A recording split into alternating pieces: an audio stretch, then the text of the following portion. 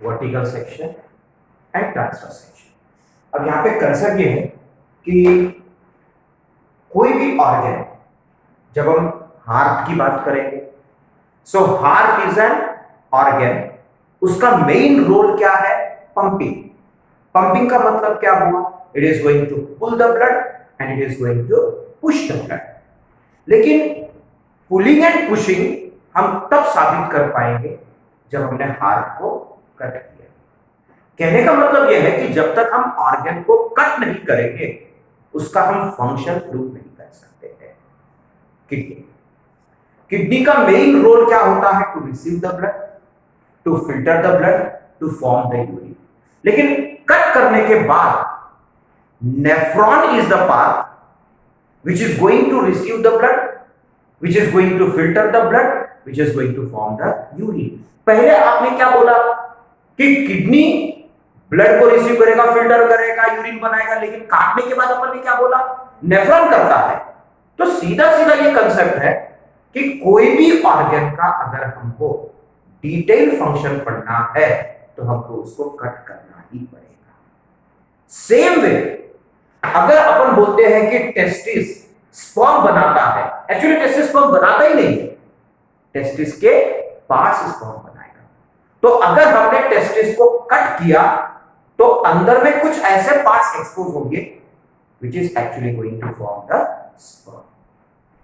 तो किसी भी ऑर्गन, बॉडी का कोई भी ऑर्गन ले लो, अगर हमको उसका डिटेल फंक्शन पढ़ना है तो हमको क्या करना पड़ेगा? उसको कट करना पड़ेगा। बायोलॉजी में दो प्रकार का कट है। अगर हमने किसी को भी ऊपर से नीचे काटा, मैथ्स में अगर हम लाइन ऊपर से नीचे खींचते हैं तो उसको क्या बोलते हैं? वर्टिकल। ज्योग्राफी में पढ़ा होगा लॉन्जिट्यूडिनल, बराबर। और अगर हम आड़ा लाइन खींचते हैं तो उसको क्या बोलते हैं? ट्रांसवर्स या हॉरिजॉन्टल। सेम लॉजिक यहां पे, आपने एक ऑर्गन लिया, उस ऑर्गन को अगर मैं ऊपर से नीचे काटूंगा, means the cut is horizontal और vertical? Vertical. So that is called as vertical section या लॉन्जिट्यूडिनल सेक्शन। इसलिए आपको टेक्स्ट बुक में डायग्राम के नीचे वीएस और एलएस मिलता है। वीएस का फुल फॉर्म क्या हुआ? Vertical section. एलएस का फुल फॉर्म क्या हुआ? Longitudinal section. एग्री? उसी प्रकार से कई ऑर्गन्स का हम टीएस भी पढ़ते हैं। तो अगर मैंने किसी भी ऑर्गन को अगर आड़ा काटा, then that is called as TS, transverse section. Clear? तो दो ही सेक्शंस है अपने सिलेबस में, एक होता है वर्टिकल सेक्शन और दूसरा होता है ट्रांसवर्स सेक्शन। अब ट्रांसवर्स सेक्शन और वर्टिकल सेक्शन में क्या डिफरेंसेस है ये अपन कुछ पीरियड्स बाद जरूर पढ़ेंगे, लेकिन अब फिलहाल हमको पढ़ना है वर्टिकल सेक्शन। अब जैसा एक ऑर्गन है, अब इस पूरे ऑर्गन को अगर मैं ऊपर से नीचे काटूंगा तो पूरा ऑर्गन कट हुआ कि पार्ट ऑफ ऑर्गन कट हुआ? पूरा ऑर्गन। और वही अगर मैं टीएस लूंगा और ब्लेड लेकर उसको काटूंगा तो पूरा ऑर्गन कटा कि ऑर्गन के पार्ट्स? तो अगर अपने को पूरे ऑर्गन का डिटेल पढ़ना है तो कौन सा सेक्शन? Vertical section. अगर अपने को किसी एक ऑर्गन के छोटे से हिस्से को पढ़ना है तो ट्रांसवर्स सेक्शन। और ट्रांसवर्स सेक्शन में मोस्टली सेल्यूलर पोर्शन हाईलाइट होता है, इसे that is also called as histology. खैर उसमें और क्या डिटेल्स आएंगे बात का डिस्कशन है, लेकिन वर्टिकल सेक्शन। एग्रीड? तो अभी अपन देखेंगे कि टेस्टिस का वर्टिकल सेक्शन मतलब वर्टिकल सेक्शन और लॉन्जिट्यूडिनल सेक्शन। क्लियर? चलो अब एक रफली वहां बता देता हूं। अब अपन ने लास्ट पीरियड में डिस्कस किए थे एब्डोमिनल कैविटी, उसके बाद पेल्विक कैविटी, उसके बाद फेमोरल, थाई, जांघ का हिस्सा, थाई फेमोरल कैविटी। यही में अपन ने टेस्टिस का पोजीशन पढ़े थे, वो था स्क्रॉटम, बराबर। इसी स्क्रॉटम के अंदर में अपन ने क्या पढ़े थे? टेस्टिस, और टेस्टिस के ऊपर का कवरिंग अपन ने पढ़े थे एपिडिडाइमिस। क्लियर? अब यही स्क्रॉटल कैविटी, याद है यहां पर हमने पढ़े थे स्क्रॉटम, एब्डोमेन, पेल्विक, स्क्रॉटम, याद है 2 पीरियड पहले हमने पढ़े थे। Abdomen cavity, abdominal cavity, pelvic cavity, pelvic cavity, scrotal cavity, scrotal cavity. बराबर? स्क्रॉटल कैविटी के कई नाम आए थे। एक आपने पढ़े थे scrotal cavity is also called as extra abdominal cavity. बराबर? और एक टर्म उसको दिया गया है vaginal.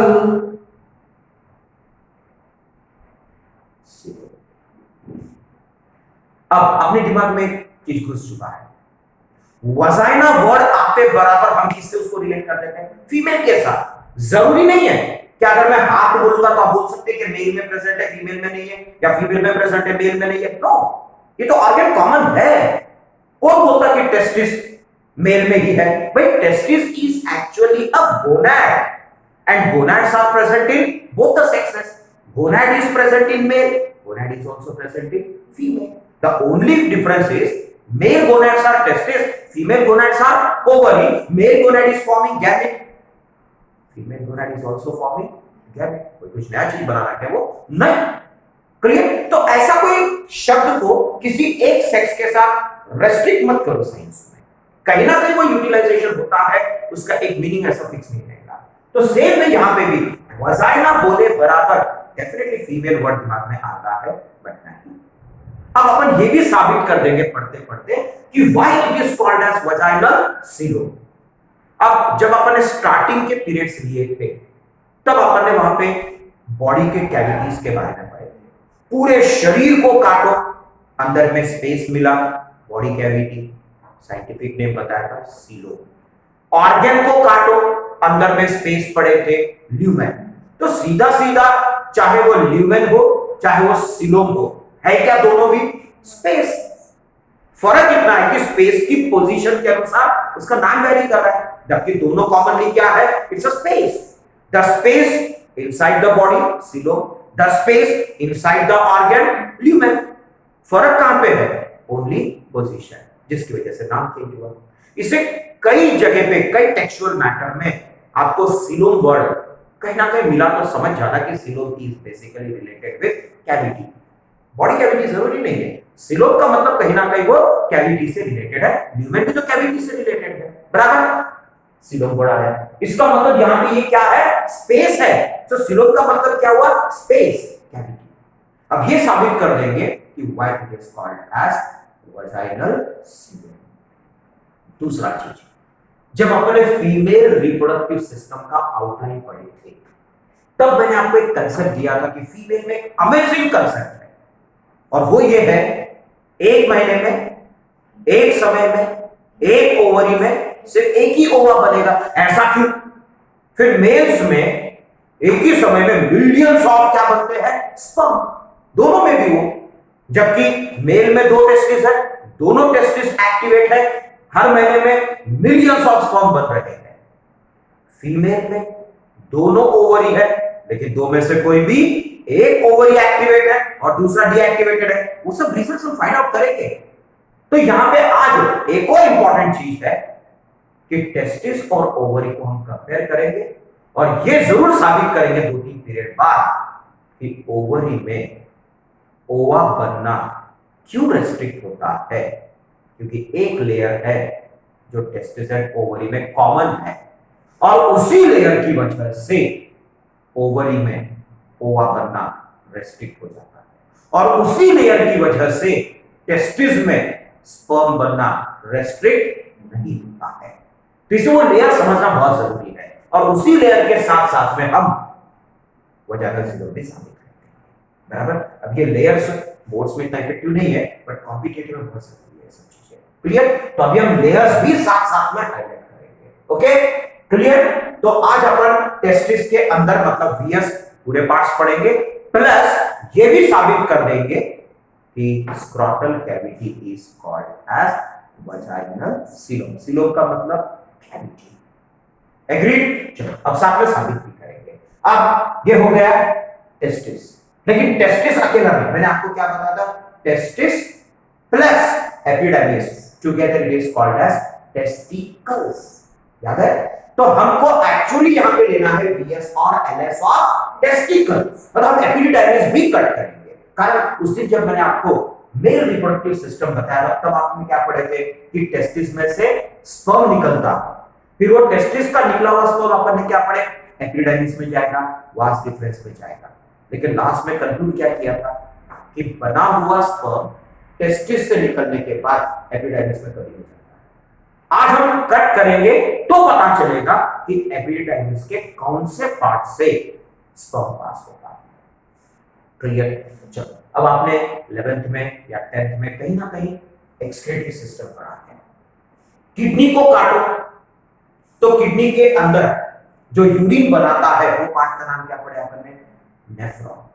Nephron is also called as uriniferous tubule. Tubule नाम क्यों है, जो भी ट्यूब लाइक स्ट्रक्चर रहेगा that is called as tubules. अपने शरीर में जो भी ट्यूब समान है that is called as tubule. जो ट्यूब्यूल यूरिन बनाएगा that is called as uriniferous tubule. उसी प्रकार से जैसे अपन टेस्टिस को कट करेंगे टेस्टिस में भी ट्यूब्यूल्स मिलेगा, और जो ट्यूब्यूल स्पर्म या सीमेन बनाएगा दैट इज सेमिनीफेरस ट्यूब्यूल। जो ट्यूब्यूल यूरिन बनाएगा वो यूरिनीफेरस ट्यूब्यूल, जो ट्यूब्यूल सीमेन या स्पर्म बनाएगा दैट इज सेमिनीफेरस ट्यूब्यूल। क्या फर्क? ट्यूब्यूल वर्ड इसलिए पढ़ा दोनों में because it looks like tubule, tube like structure.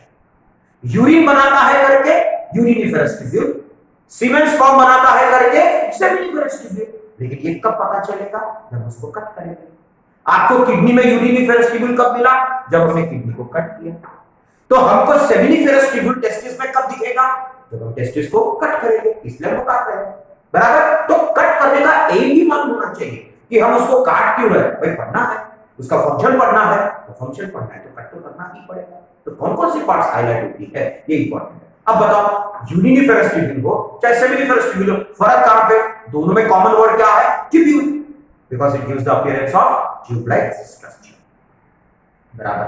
अब यहीं पे दो और टर्म आएंगे, एक आएगा लूप और दूसरा वर्ड आएगा कॉन्वोल्यूशन। टर्म्स बहुत इंपॉर्टेंट, सिंपल टर्म्स, इसका बायो से कोई संबंध नहीं है। एक धागा लो, इस धागे को आप टाइट खींचो दोनों हाथ से, धागे का शेप क्या रहेगा, स्ट्रेट। एग्री? अब दोनों हाथ को एक में के करीब लेके आओ, धागे का शेप यू शेप। अब यू क्यों, ऐसे घुमा तो सी भी हो जाएगा।